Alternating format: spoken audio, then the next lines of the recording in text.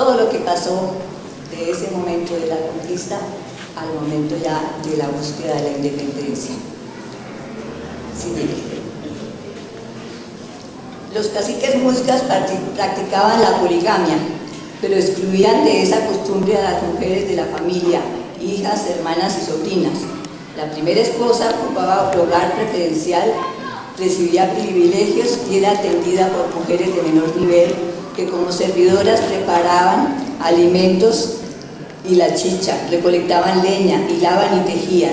Las mujeres en edad fecunda se dedicaban en forma comunitaria a la crianza y cuidado de los hijos. Siguiente. Los panches consideraban a sus mujeres incapaces de sostenerse por sí mismas, razón que los llevaba a no permitir que sobrevivieran las hijas nacidas antes del hijo mayor, práctica que reducía el número de mujeres disponibles como esposas, por lo cual los hombres se casaban con mujeres de otros pueblos vecinos. Las mujeres les colaboraban en las guerras con alimentos y pertrechos. Siguiente. En las tribus laches, todas las tareas del campo y el hogar recaían sobre las mujeres, mientras que los hombres se dedicaban a guerrear. Las mujeres guanes tenían facilidad para entender y hablar español. Durante la conquista, este sistema de vida de los indígenas cambió. Los conquistadores tomaban a las mujeres indígenas a la fuerza para su servicio, como concubinas, criadas, compañeras, guías o intérpretes. Algunos caciques, para congraciarse con los encomenderos, les ofrecían a sus hermanas y sobrinas como esposas y compañeras. Con las mujeres indígenas, los conquistadores españoles tuvieron hijos e hijas, iniciando así la primera mezcla de razas. Las primeras mujeres españolas. Para controlar el mestizaje, al inicio de la colonia empezaron a llegar las primeras mujeres españolas. En mayo de 1514, Pedrarias, que fue uno de los primeros gobernantes, llegó con su esposa Isabel de Bobadilla y sus criadas. Luego llegaron otras mujeres en busca de sus maridos y algunas desprotegidas que venían a ganarse el sustento para salvar sus vidas a cambio de realizar oficios rudos. En 1518 se prohibió el embarque de mujeres solteras y se exigió a los casados trasladar a sus esposas para convivir con ellas. Cuando se autorizaron las primeras fundaciones, llegaron nuevos colonos y parientes con sus esposas, oportunidad que aprovecharon para embarcar con ellos hermanas como criadas de las parejas autorizadas. En 1542 llegaron con el adelantado Alonso Luis de Lugo 200 hombres y 8 mujeres, de las cuales una era mulata. Los españoles llegados durante la conquista fueron llamados indianos. Eso porque como Colón pensaba que había descubierto la India, entonces los que estaban aquí se llamaban indianos. La siguiente. En 1550 se inicia la colonia con la llegada de mandatarios españoles, virreyes, gobernadores, oidores, presidentes, funcionarios de la corona con sus esposas, hijos y familiares, sus sirvientes, damas de compañía, criados y criadas y sus esclavos. La mayoría de estas personas se quedaron en el nuevo reino de Granada al término del mandato de los gobernantes,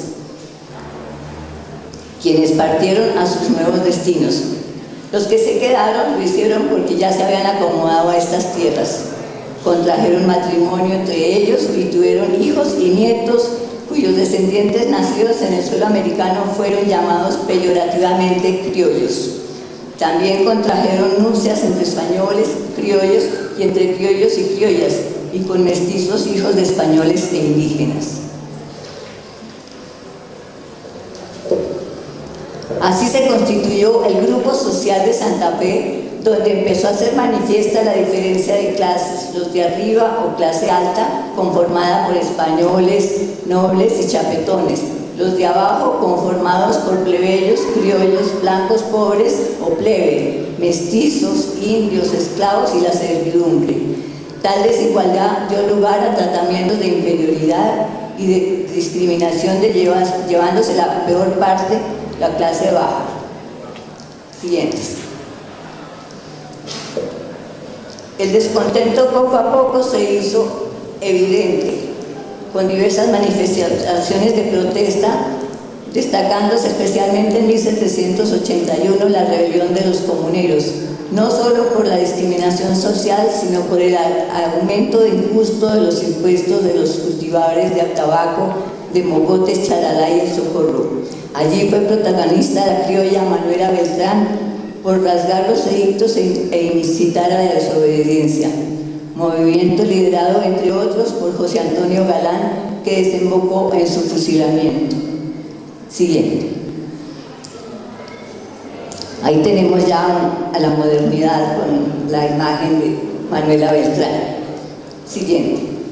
La gente de Santa Fe inició su despertar del marasmo en que se encontraba, entre otras cosas, por las ideas de emancipación planteadas por don Antonio Nariño, quien con su capacidad de convocatoria en sus tertulias patrióticas, con su biblioteca abierta a sus amigos y con tertulios y con la traducción de los derechos del hombre y el ciudadano, fue considerado como el precursor de la independencia, pero a la vez como traidor por sus ideas literarias, libertarias, y condenado por el virrey Espeleta a presidio en Cartagena y Cádiz.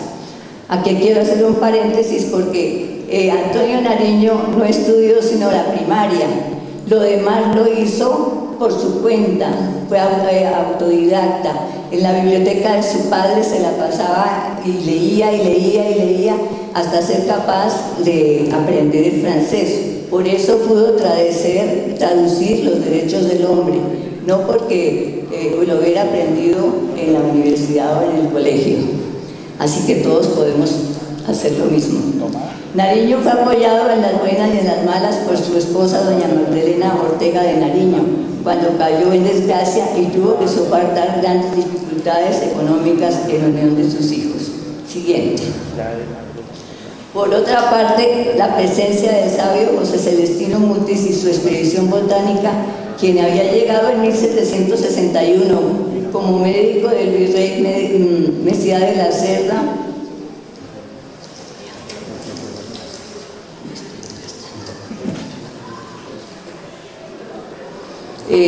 fue definitiva en el proceso de desarrollo intelectual de los santafereños. Con sus enseñanzas científicas y los principios de la Ilustración, contribuyó al cambio de la mentalidad de los jóvenes criollos que habían soportado años de hegemonía española, la discriminación y abusos